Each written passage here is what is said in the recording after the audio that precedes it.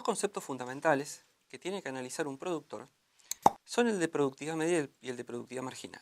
En este caso, al trabajar en el corto plazo, trabajamos con productividad media del trabajo y productividad marginal del trabajo.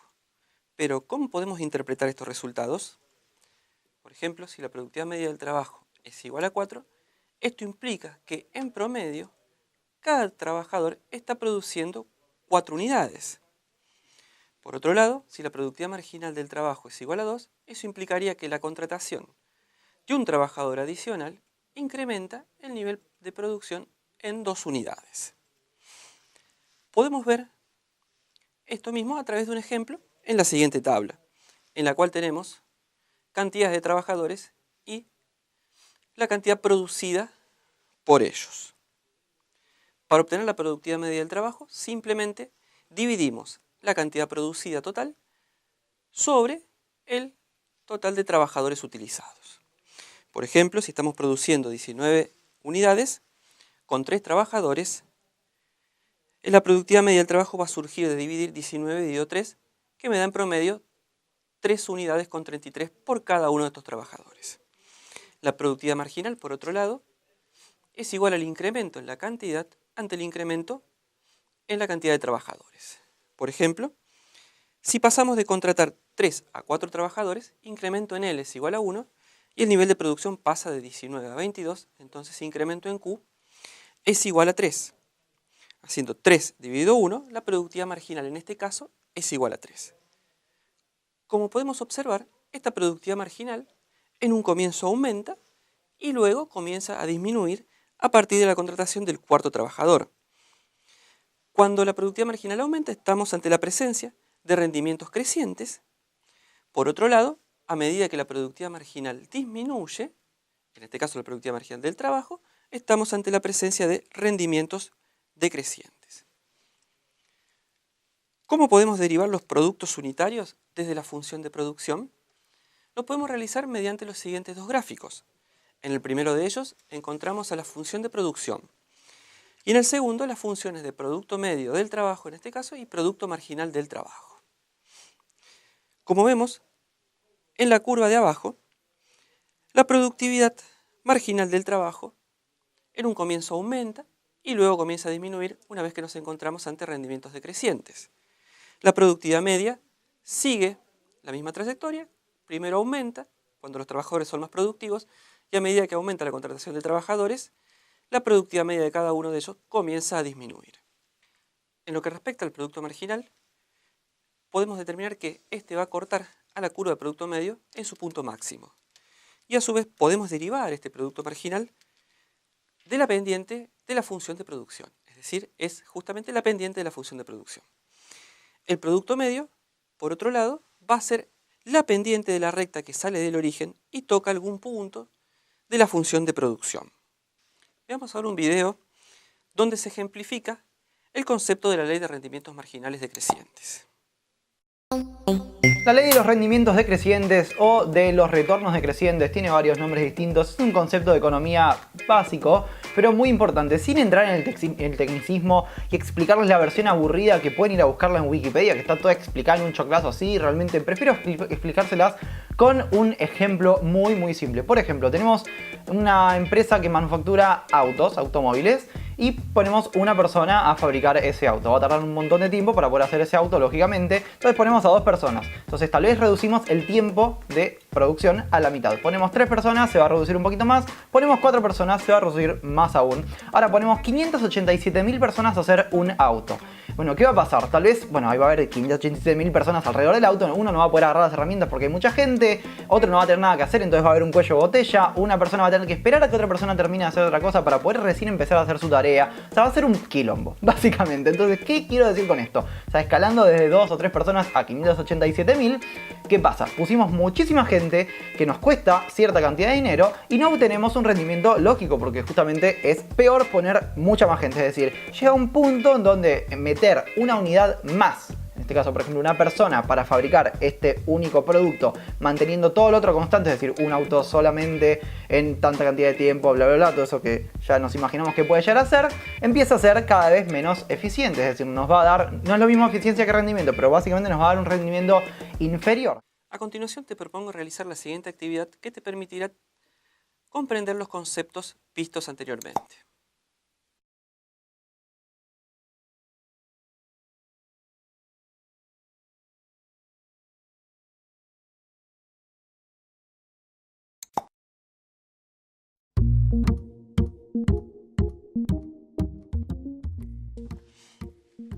Para poder realizar la actividad propuesta, es necesario que analices el concepto y lo relaciones con la definición y la imagen que lo va a representar. Por ejemplo, si hablamos de producto medio del trabajo, la definición es justamente que me muestra la producción promedio de cada trabajador. En relación a lo que es el producto medio del capital, por ejemplo, si este es igual a 2, va a significar que cada unidad de capital va a producir en promedio justamente 2 unidades. Te invito a completar el resto del cuadro.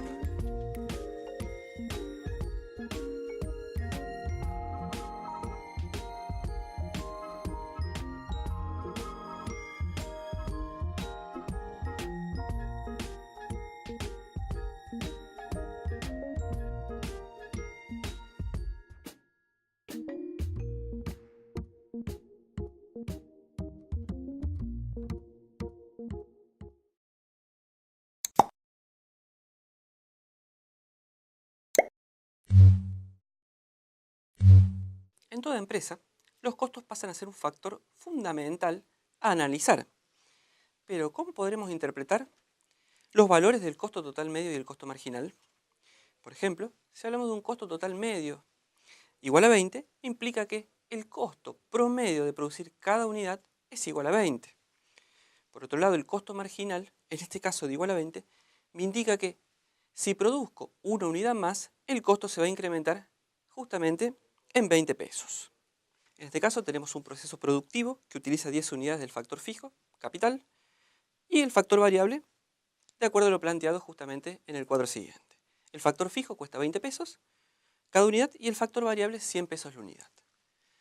Para determinar cuál es el costo fijo total, simplemente tenemos que multiplicar la cantidad de unidades, en este caso 10, por el precio de ese factor, que va a ser 20. El costo fijo total justamente va a ser 200 pesos independientemente del nivel de producción que tengamos. El costo variable total surge de multiplicar la cantidad de insumos utilizados de este factor variable por su precio. Por ejemplo, si tenemos 2 trabajadores a 100 pesos cada uno, me da un costo variable total de 200 pesos. El costo total surge de sumar el costo fijo al costo variable total y los costos variables medios, costos fijos medios y costo total medio surgen de dividir cada uno de sus valores por la cantidad de unidades producidas para determinar justamente el costo promedio de cada una de esas unidades.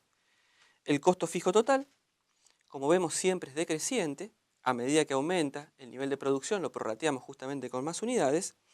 El costo variable medio comienza a decrecer y luego comienza a aumentar, y el costo total medio sigue la misma línea que el costo variable medio. Comienza a disminuir en un comienzo y luego aumenta.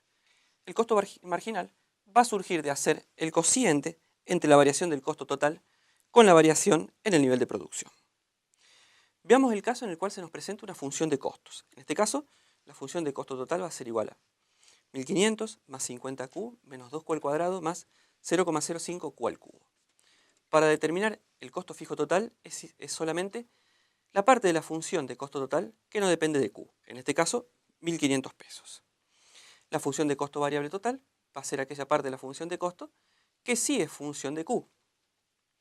Para obtener las funciones de costo fijo medio y costo variable medio, simplemente dividimos las funciones anteriormente obtenidas por el nivel de producción. La función de costo marginal va a surgir de derivar la función de costo total con respecto al nivel de producción. En este caso va a ser igual a 50 menos 2q más 0,15 q al cuadrado. ¿Cómo podemos obtener el nivel de producción que minimiza el costo variable? Para minimizar el costo variable medio, tenemos que derivar la función de costo variable medio con respecto a q. En este caso, nos da menos 2 más 0,10q, le igualamos a 0 y despejamos q. El nivel de producción que minimiza este costo variable medio, en este caso es 20, reemplazando este valor en la función de costo variable medio, obtenemos el costo correspondiente, que en este caso es 30. podemos ver eso mismo en el gráfico en donde se encuentra representado el costo variable medio. Ahora bien, ¿qué es el costo de oportunidad? Veamos un video en el cual nos va a mostrar algunos ejemplos. El costo de oportunidad es el costo de aquello a lo que hay que renunciar. Por ejemplo, si decido quedarme estudiando esta noche, ya no puedo ir al cine. Entonces, el costo de oportunidad de quedarme estudiando es el disfrute de la ida al cine al que debo renunciar.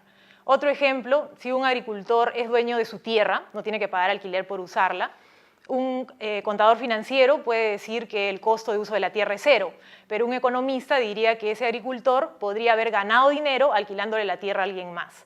Entonces, el costo de oportunidad de usar la tierra es ese alquiler al que renuncia y debe incluirse en el costo económico del negocio. El costo de oportunidad es un concepto importante en economía porque se busca el mejor uso de los recursos escasos. A continuación, te invito a realizar la siguiente actividad que encontrarás en el aula abierta, que te va a permitir organizar los conceptos que vimos anteriormente.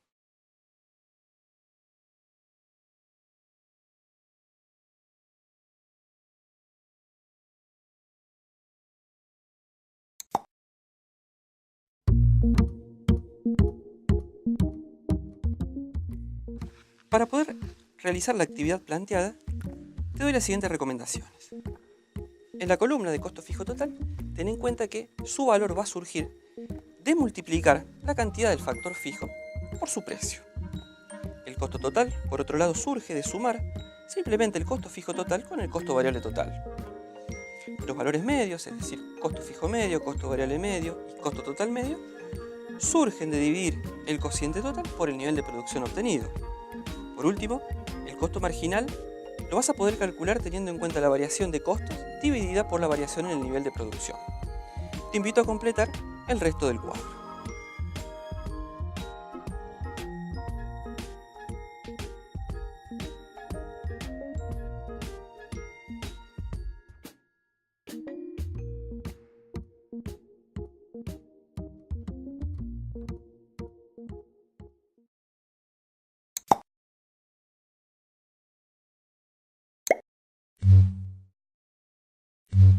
¿Cómo realiza un productor la elección óptima de los factores de la producción que va a utilizar?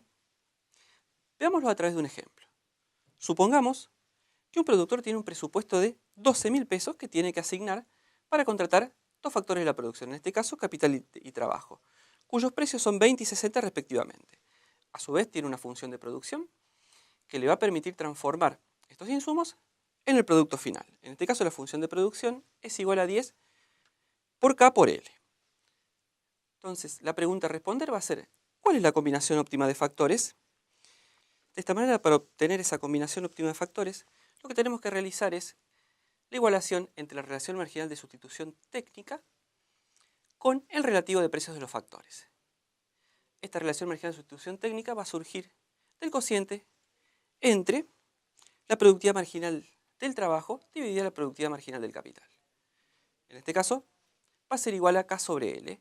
Y el relativo de precios es 60 dividido 20. Despejando, me da una relación capital-trabajo en la cual la cantidad de capital a contratar va a ser 3 veces la cantidad de trabajadores.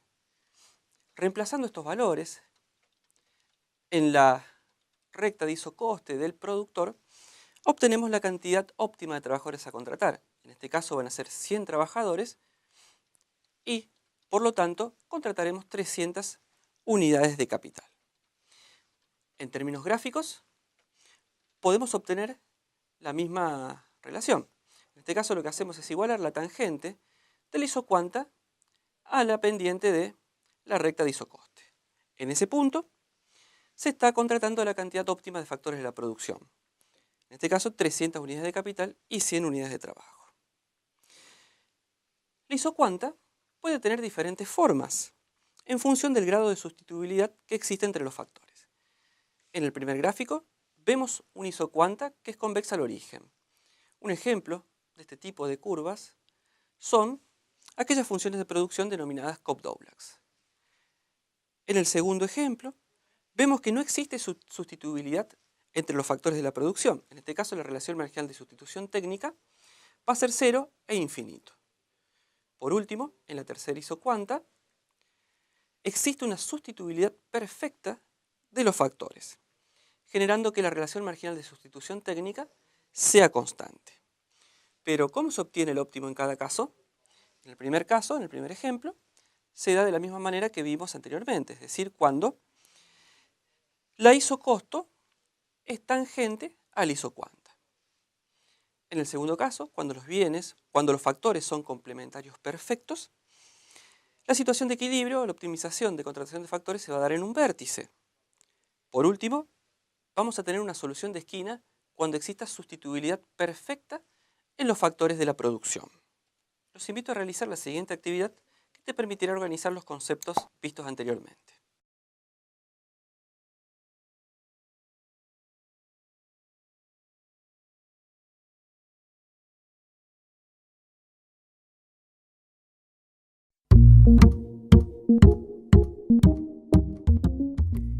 Para poder resolver la actividad propuesta, es necesario calcular la relación marginal de sustitución técnica para cada productor e igualarla a su relativo de precios. De esta manera, vamos a obtener las condiciones de óptimo de cada uno de los factores. Con las unidades contratadas de cada factor ya determinadas, los reemplazamos en la función de producción y obtenemos justamente el nivel de producción para esa cantidad de factores. Te invito a completar el resto del cuadro.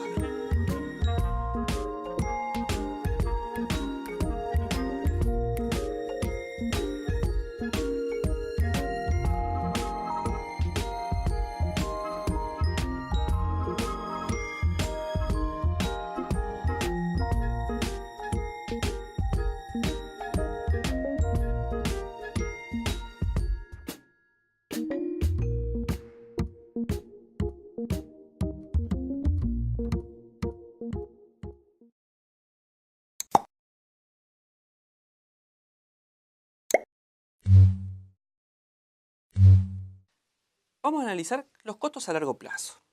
Para esto es fundamental poder diferenciar entre rendimientos a escala y economías de escala.